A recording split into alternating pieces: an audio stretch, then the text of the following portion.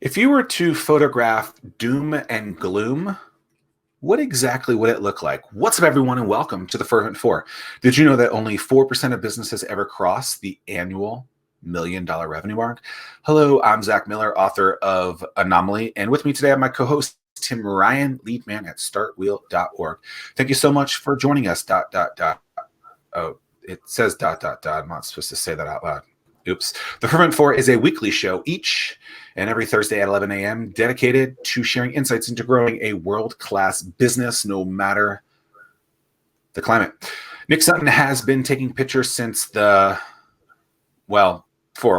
And at some point, he had so much equipment that he thought he could help out his fellow photographers and let them rent his gear. That led to the opening of Digital Lens Rental in downtown Norfolk and then in Richmond during the times when businesses don't expand, aka 2020. God, I was on a roll. Ladies and gentlemen, Nick Sutton. Hello, fellas.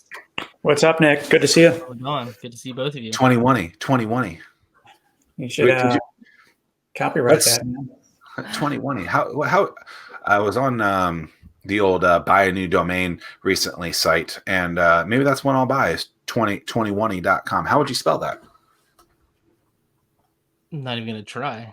I know. TWENTY. WENTY? Just ask a 4 or 5-year-old. They'll knock it out of the park. Okay, so Nick, how should I spell that? I don't know. Okay, so do you remember, like, when you grew up, was like photography something that you were into? What? Because as I was writing that opening, I couldn't actually remember when you got into photography. Yeah, so I really didn't get into photography until probably 2008, 2009, and got real serious about it in 2012. That's when I officially started Kinetic Stills, which is the parent company, and then Digital Lens Rental is a DBA from that. But yeah, it was pretty much later in life when I got really into photography, and what actually really got me started was going to see the space shuttle launch. So I was like, hey, I want to take some camera gear down there and see the shuttle launch. So we're in Florida. Yeah, Cape Canaveral. That's cool. So I was lucky enough to see the last launch of the shuttle, which was pretty cool. And you had photography gear there, or it was afterwards? Or you're like, man, I missed out. I need to see that. No, I definitely went down there knowing that I needed camera gear. So actually, we had to go down a couple of times. The first time we went down, it got scrubbed. But I had bought a entry-level camera and an entry-level lens. And then the second time we went down there, I said, maybe I want to take a better lens. And, you're still so far away, but it's still just one of those things that I wanted to do. I wanted to take a camera down there and take my own pictures. So, are you considered a new school technology guy or an old school technology guy from the camera? I'm definitely a new school guy.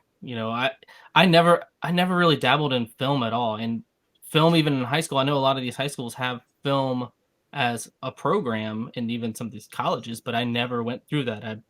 In high school, I was more of like the design and architectural side of things. So I did like drafting and design classes. And then when I went to college, that's what I did there is I did mechanical design. So where'd you go to school? I can't remember. I went to Thomas Nelson. You did? Forever. Van Wilder, ladies and gentlemen, Van Wilder.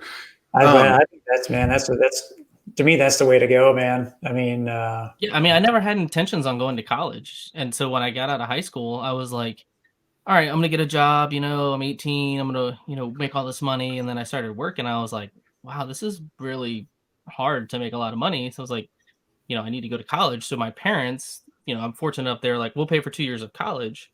So I was like, okay, well, if I go away to college, I'm probably going to fail out because I can't keep focus. So I went to Thomas Nelson. And just the way it worked out is, I got my 2-year degree, my associate's degree, and then landed into another job who paid for college. So I went for another degree that would help me move up, and then went for another degree. So I have 3 associate's degrees, which is hilarious, but that's just the way it panned out. Do 3 associate degrees equal 1 bachelor's?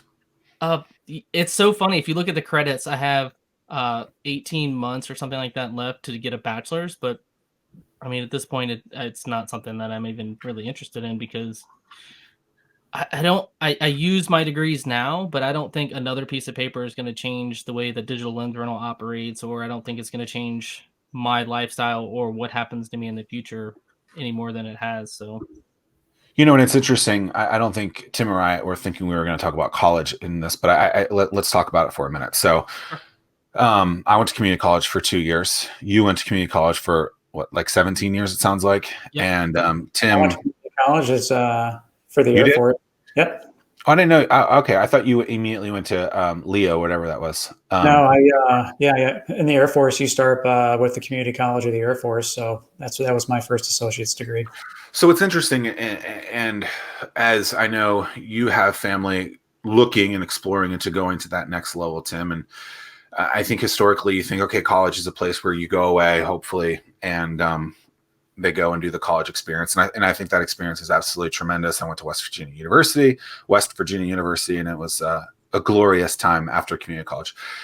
But the community college aspect of it, I think, is something that makes sense, especially now with, I mean, can you imagine going to school, paying for school in the way that you would, and then you're basically sitting at home getting that other degree or that college experience? It seems a little like ridiculous if you really think about it.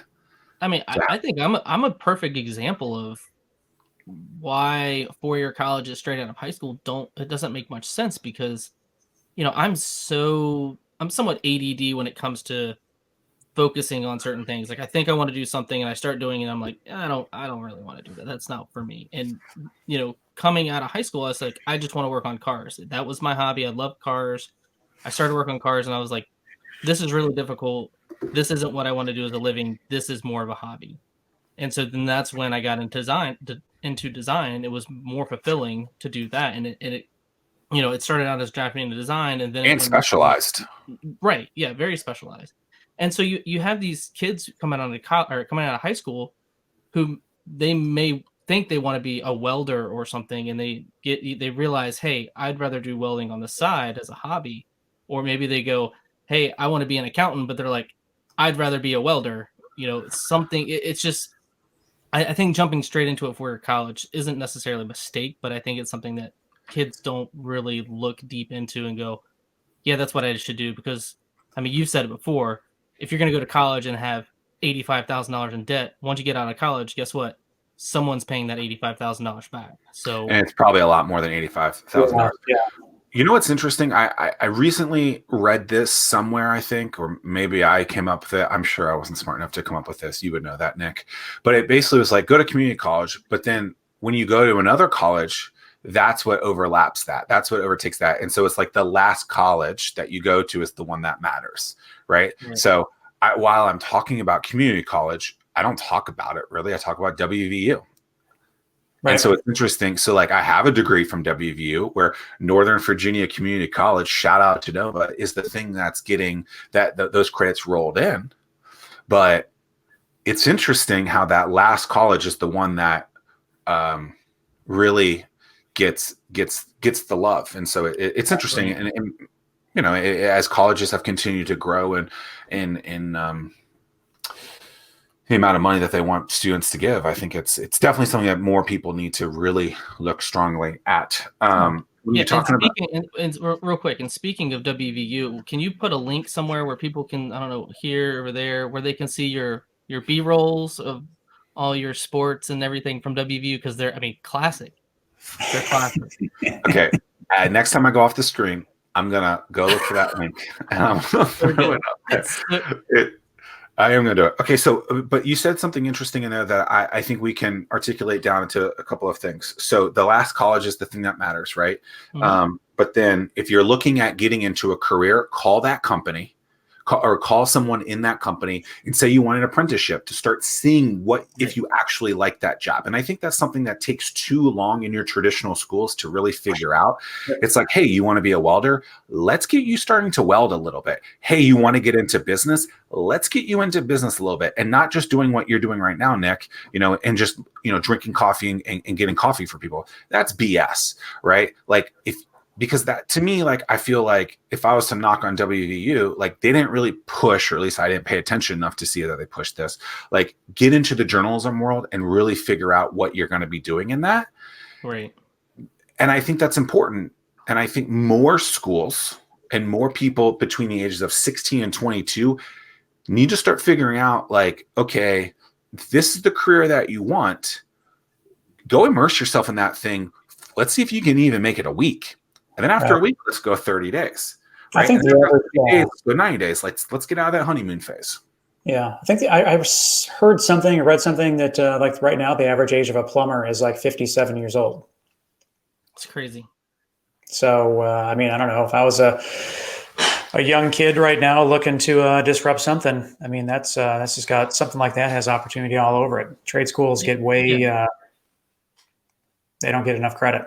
Yeah, trades is what really runs this world, and they're just going to be so dominant here in the next 10 years. Yeah, and I'll continue the streak of Elon Musk references on this show. But I mean, so he's hiring more. They can't hire enough people, and the last thing he cares about is where you went to college, what your GPA was. You know, he just wants people that are motivated, and he'll train everybody. I mean, you can't take a college class on putting people up into space. I don't know. You know more. You know that world, Nick. Yeah, a little bit. It's really interesting if you look at Elon Musk, where he came from, what he's done, and where he's going. There's no way you go to school for that, right? You surround yourself with greatness. I understand that, but you also have to have that vision to do that, and you got to say, "Hey, I want to make an electric car that's mass produced, and while we're at it, let's send people to Mars." That's crazy. It's just crazy. Yeah, you can't. Are we gonna? There. Oh yes, so good. I don't know that you can hear it. Can you hear it? Look at that. Are those flat front khakis or are those pleated khakis, Zach? Oh God, that's ridiculous. How many views does that have? Not enough. I don't know, but not enough. Yeah. Not enough. 98. We need to get that trending so that we can boost the views. Oh, God. I think when I posted on Facebook, that one has a little bit more views, but I'll post it on Facebook just for you today, Nick. I appreciate that. It's so good. Oh God! I mean, I don't know. It is what it is. But you guys are talking about Elon Musk? Sorry. No, I mean, he's a crazy mastermind. He's insane. I mean, you can't publish a textbook fast enough for it to even be relevant. Yeah. Right. More culinary students need to think about this. Yeah, absolutely. I mean, it's like, I think that I get why it's not right. Who is paying? People will say this doesn't matter, too. By the way, but it does matter because it's from a revenue perspective. Why culinary students and any student from an apprenticeship? What we're talking about, why this matters is who is driving that revenue? The advertiser. Who is driving that? Who is the advertiser? A bigger school, right? And so, journalistically, you're not supposed to, but it trickles down. Let's be honest. What's interesting now in this day and age, you have. So let's talk culinary for a second, right? You can go to culinary school, and in your head, you're thinking, all I'm going to do is I'm going to be a chef. Maybe I want to be a Michelin star chef somewhere. I want to be Chris Hill. Yep. You want to be Chris Hill.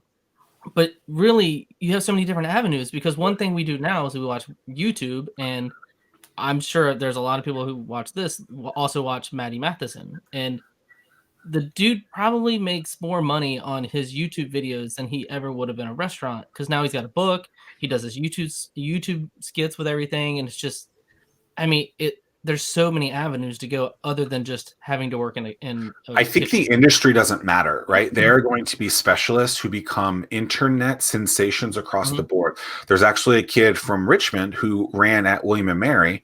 His name's Zack. You probably know him, Tim. Yep. I know Rich Saunders has talked about him before, but he basically quit school and now is doing his YouTube thing.